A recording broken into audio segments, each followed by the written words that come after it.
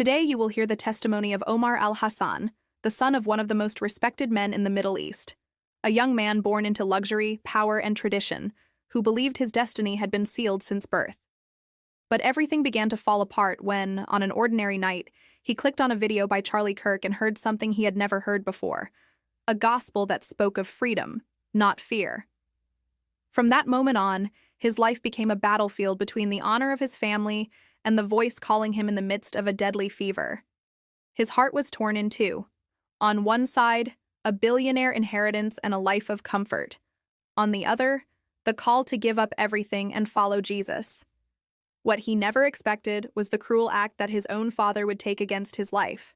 Oh, and before we begin, make sure you're already subscribed to the channel and tell us in the comments where you're watching from. I was born surrounded by walls of stone and silence. Since childhood, I was taught that my name, Omar Al-Hassan, carried the weight of centuries, the weight of blood, honor, and leadership. My father, Rashid Al-Hassan, was a man who seemed to be made of the desert itself, strong, relentless, and yet solemn. People lowered their heads when he passed by. Men older than him bowed before his authority. And I, his firstborn, was shaped to be exactly like him, not a son, but a successor. I remember the cold mornings when the wind cut through the skin and my father woke me before the sun rose. He would say to me, "A leader rises before his people and sleeps after them." We went together to the mosque, where the cold stone floor reminded me that faith there was more about discipline than comfort. I repeated the prayers by heart, moving my lips automatically, without fully understanding what I was saying, only because it was how it had to be. After prayer, the day began with orders, tasks, observation, and training. I learned to ride a horse before I even learned to write my name. I learned to command men much older than I was, even when my hands still trembled holding the reins. My father's words echoed all the time, "Honor is blood, and blood is never betrayed." That phrase became my law, my creed, my prison. While other boys ran freely across the dunes, I walked with a heavy cloak upon my shoulders. Being in air was not a privilege, it was a duty. Every gesture of mine was observed, every word analyzed, every mistake punished by the stern look of a man who believed weakness was an insult. When I made mistakes, he didn't need to shout. That silent, steady look of his made the whole desert feel colder. I grew up in a home where silence spoke louder than voices. My mother, a gentle woman with dark eyes, was the only refuge in that world of rules. Sometimes at night, she would sit by my bed and stroke my hair. She would whisper, "Power is like the desert wind, my son. It can sustain, but it can also destroy." I didn't fully understand it back then, but those words would come back to haunt me later. The days followed a routine that never changed. Prayers, negotiations, tribal councils, training, silence. I learned to deal with merchants who came from distant countries with their different languages and currencies. I learned to look into a man's eyes and know if he was lying. I learned to keep my word, even when it cost me dearly. That was the law of the tribe. And for my father, law and faith were one and the same. But there was something inside me that he couldn't see. An empty, silent space that was impossible to explain. At night, when everyone slept and the stars covered the desert like a golden cloak, I would lie on the cold sand and stare at the sky. Those distant lights made me think of something all around me seemed to notice, a God who wasn't limited by human rules, a creator who might want more than obedience. Perhaps he wanted the heart. I didn't dare speak about it to anyone. Questions were dangerous. Doubts were seen as weakness. And a leader, they said, does not doubt. So I kept everything inside, pretending to be the perfect son, the disciplined heir, the man my father expected to see. But inside, there was a storm. As the years passed, my role grew. I began to sit beside my father during the tribal councils. I saw men arguing about lands, trade, arranged marriages, and revenge.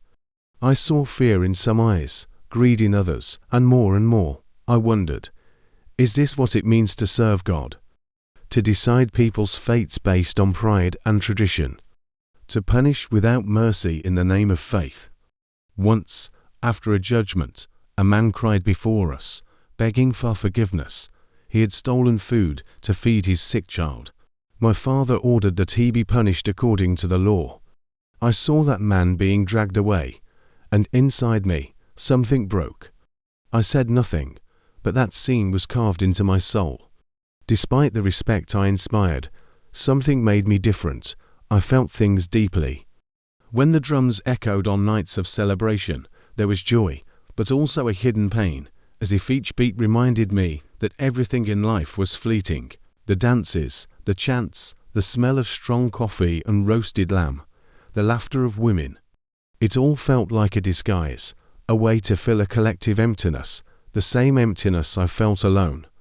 And so, carrying that silence within me, I reached my youth. I had power, respect, and a future, but I had no peace. When the sun set behind the stone mountains, and the shadows stretched long, it was as if something whispered in the wind, "You were born for something more." I tried to ignore it. I prayed harder, studied more, fulfilled every duty with more precision. But the more I obeyed, the farther I felt from God.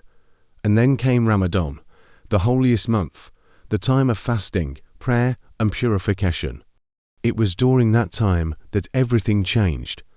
The heat was unbearable, the air felt like a wall. Each day the fast grew heavier. I forced myself to stay firm, repeating to myself that it was a test, a way to strengthen the soul.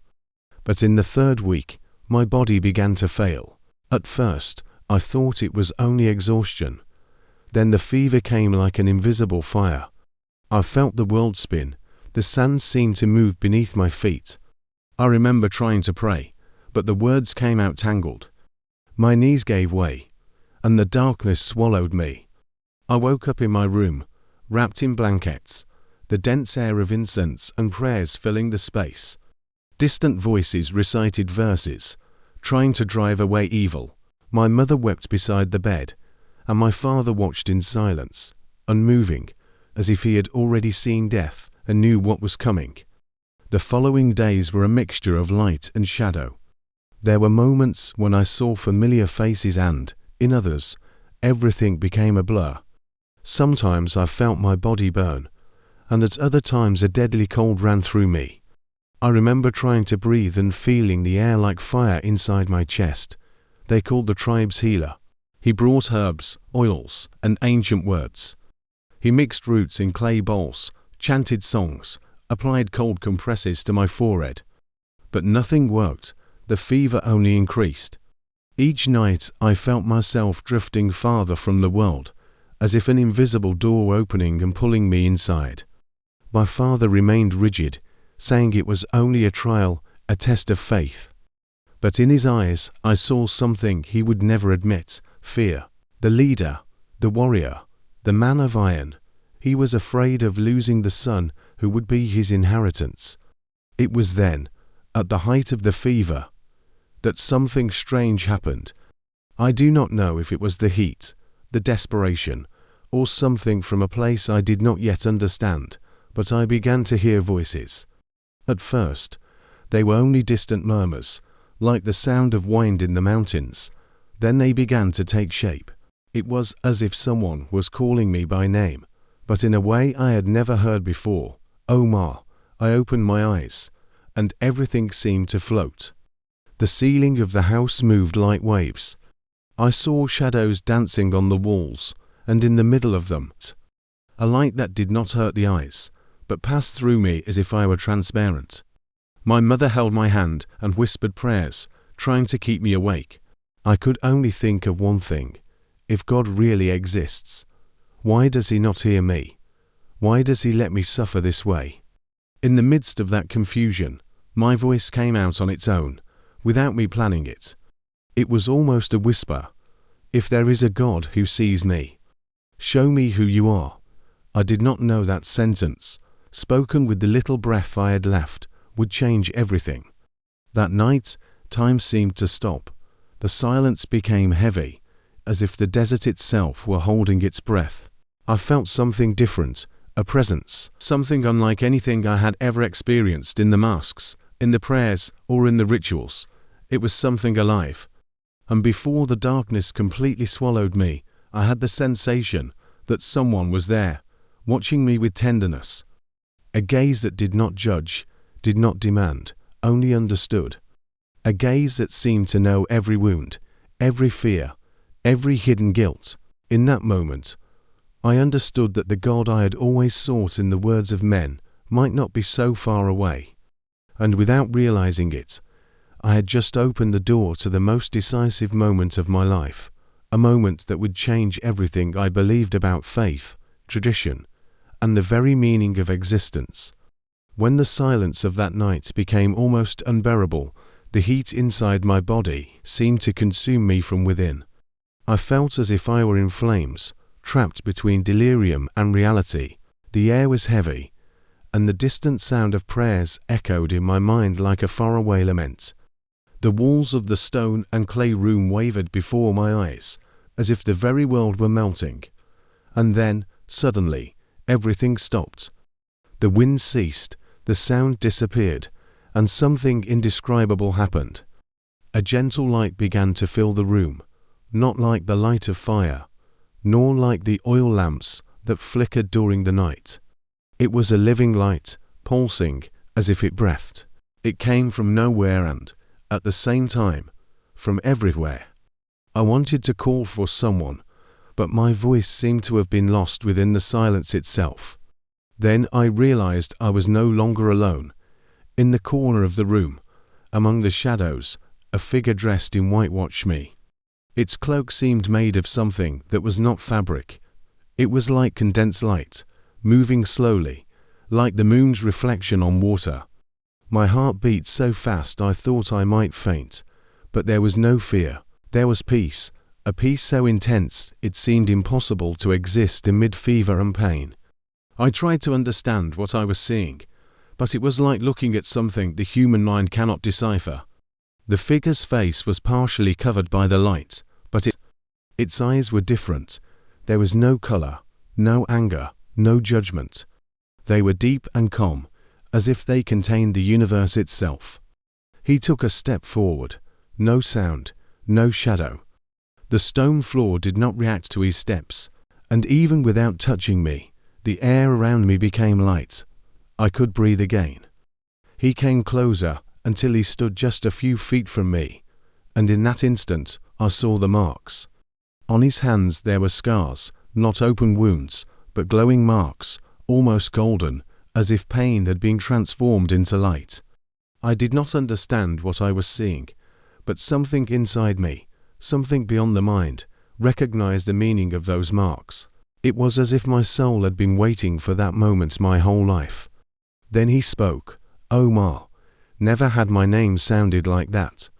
That voice seemed to come from inside and outside at the same time. It was gentle, yet carried an authority no human voice could have.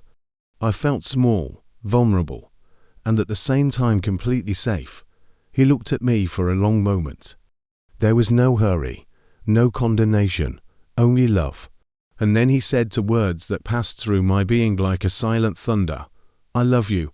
I had heard that phrase before, from my mother, perhaps, or from some distant relative. But never like this, never with a weight so pure, so real, so free of any interest. This was not a love that demanded, nor a love that expected something in return. It was love in its truest form, and it was as if every wall I had built inside myself collapsed all at once.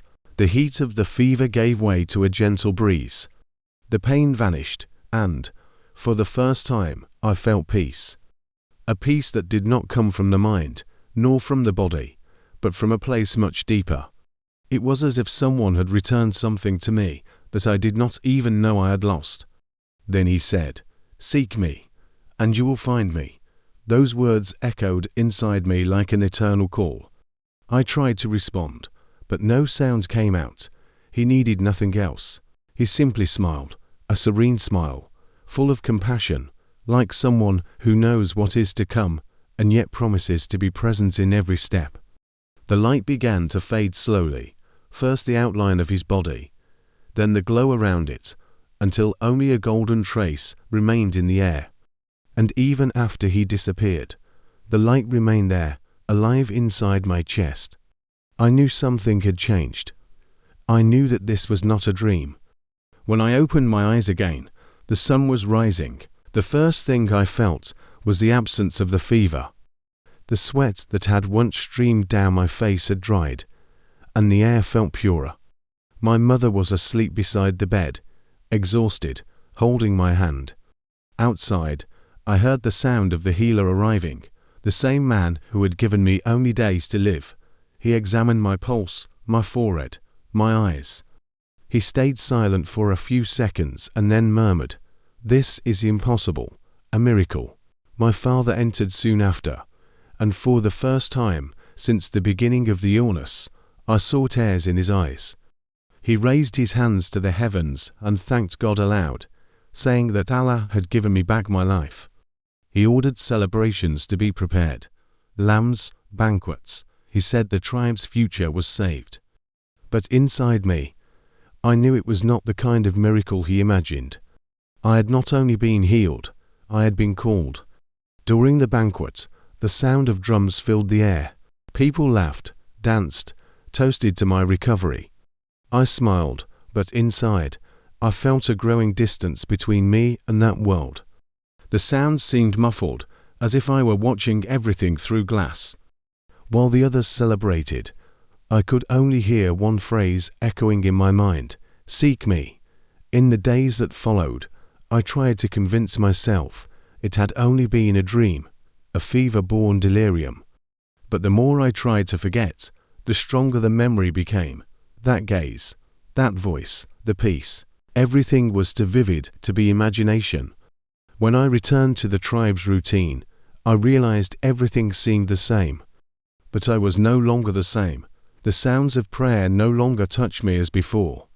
The words of the Quran, which had once brought me security, now sounded distant, like echoes of a language I no longer fully understood. I still took part in the prayers out of respect, but my heart was elsewhere, silent, searching for that gaze, that voice, that light. During the day, I pretended normality. I led caravans, took part in councils, fulfilled everything expected of me. But at night, something unsettled me, an uncontrollable desire to understand what had happened. Who was that man? Why had he called me by name? And why did those words, "Seek me," sound more like a promise than a request? My father began to notice my distance. He thought it was only post-illness fatigue, but my mother, with that knowing look, seemed to understand that something much deeper was happening. One night, unable to sleep, I sat under the desert sky. The wind blew warm, lifting the sand in small golden spirals. And there, looking at the stars, I decided to search for answers. I did not know where to begin. I only knew I needed to seek. Then I remembered something I had ignored until then. A small device hidden in an old box, something the young people of the tribe secretly used to listen to music and news, a cell phone. I had one. And that night, for the first time, I decided to use it for something my father would completely disapprove of, to search for answers beyond the walls of tradition. With my heart racing, I opened the browser and began to type, not knowing exactly what I was looking for. I typed scattered words, man in white, light during fever, voice that says I love you. The results seemed random, but among them, one name began to appear repeatedly, Jesus. I kept reading, clicking, exploring, until, on one of those nights, I found something different. A video with the title, "The Truth That Changes Everything," by Charlie Kirk. I had heard the name before.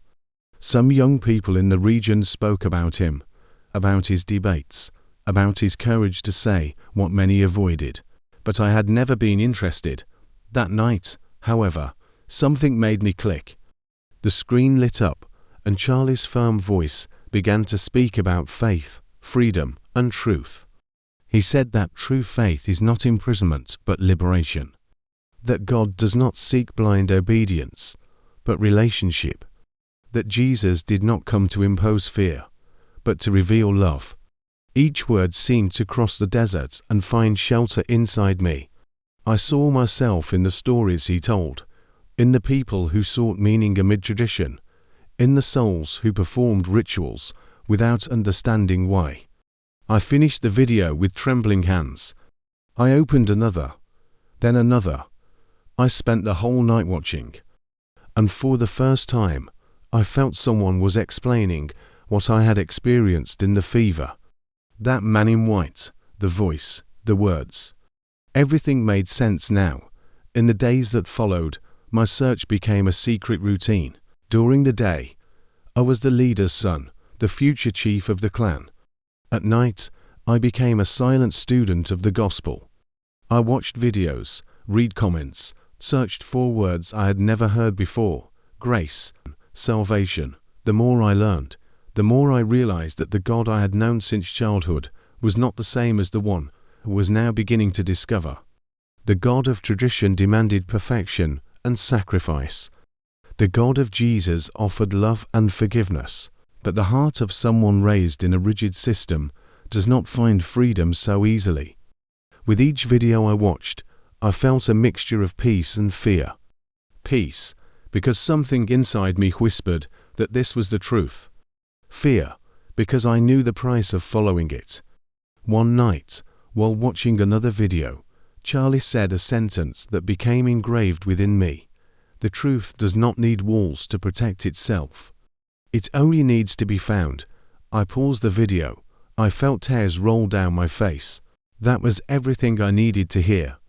It was as if Jesus, through that screen, was calling me once again, seek me. But the closer I drew to the light, the heavier the shadows became.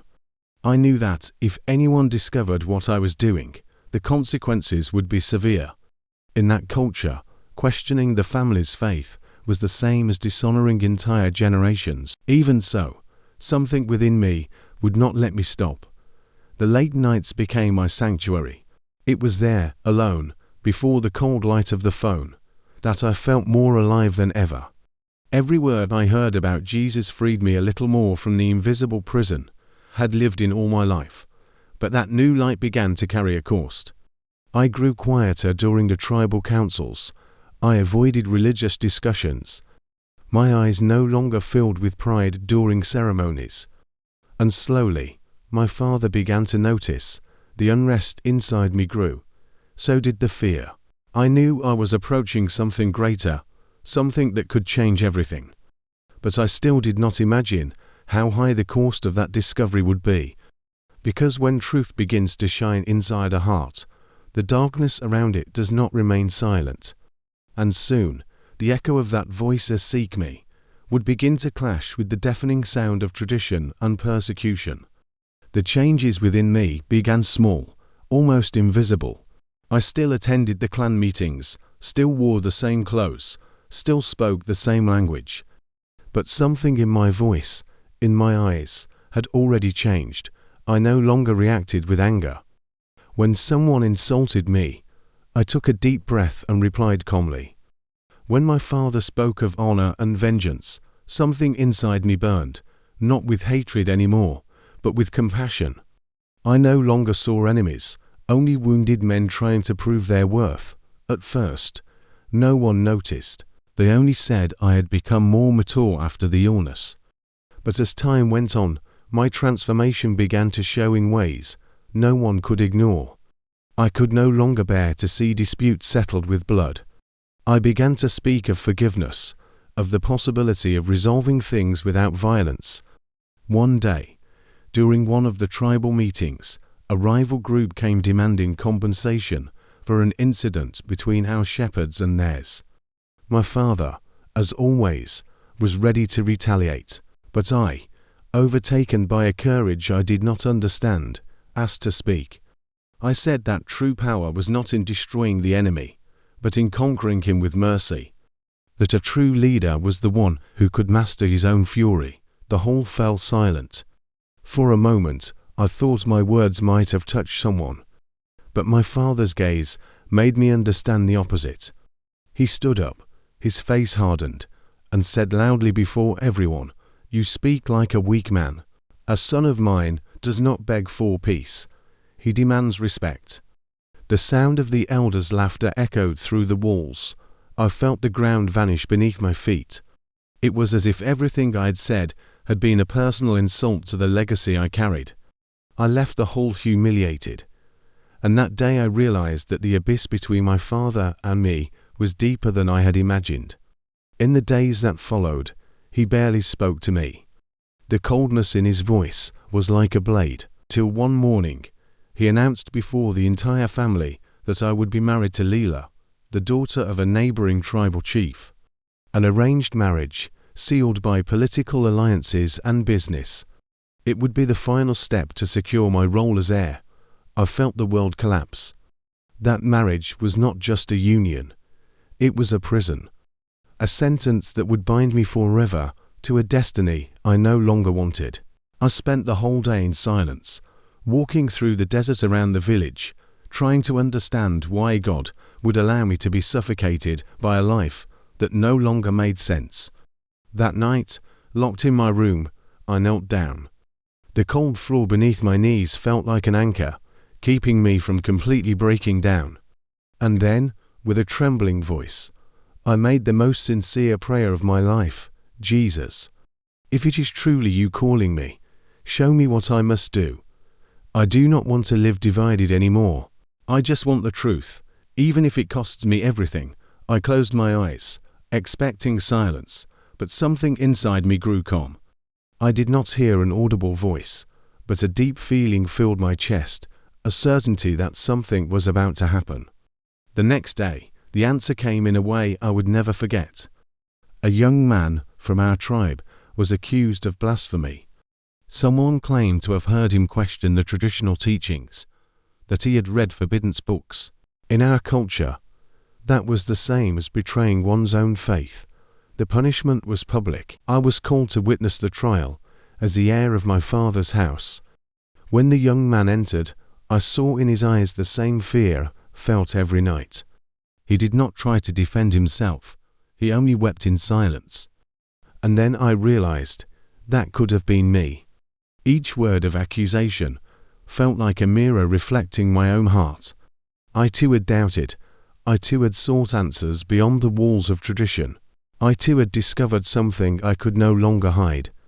And suddenly, I understood that my silence was cowardice.